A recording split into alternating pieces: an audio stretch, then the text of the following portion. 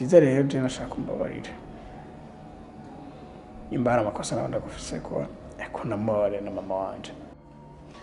Rero kurushika kuri uyu mwanya birakenewe ko umugwayi wanyu yongerezwa amaraso kugira ngo gende neza.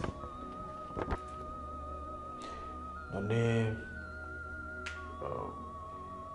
uyu mugwayi na mwana afise?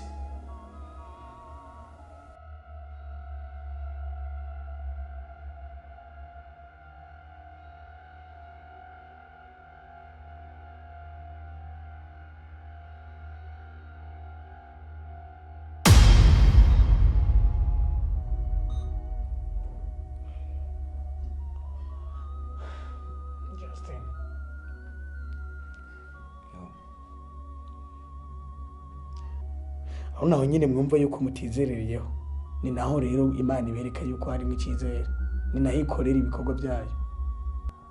Izere gusa Imana tugende tumubembereze apana byo kwibira ngo nikora. None ubu ntabwo turi ko turamufasha ngo kugira ngo yo bari papa ngo cyangwa ari iki. Oya, ahubwo nuko dufise umutima wo kumufasha kugira kire.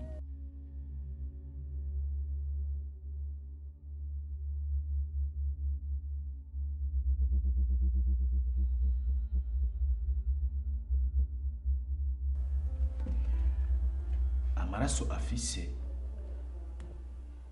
urashobora gufata n'abantu 1000 ugasanga nta numwe ayafise.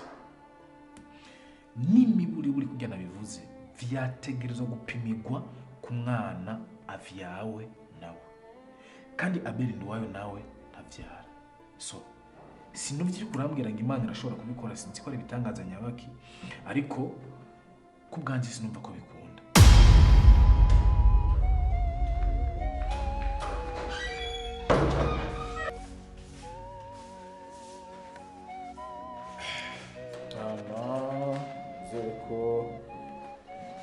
Neza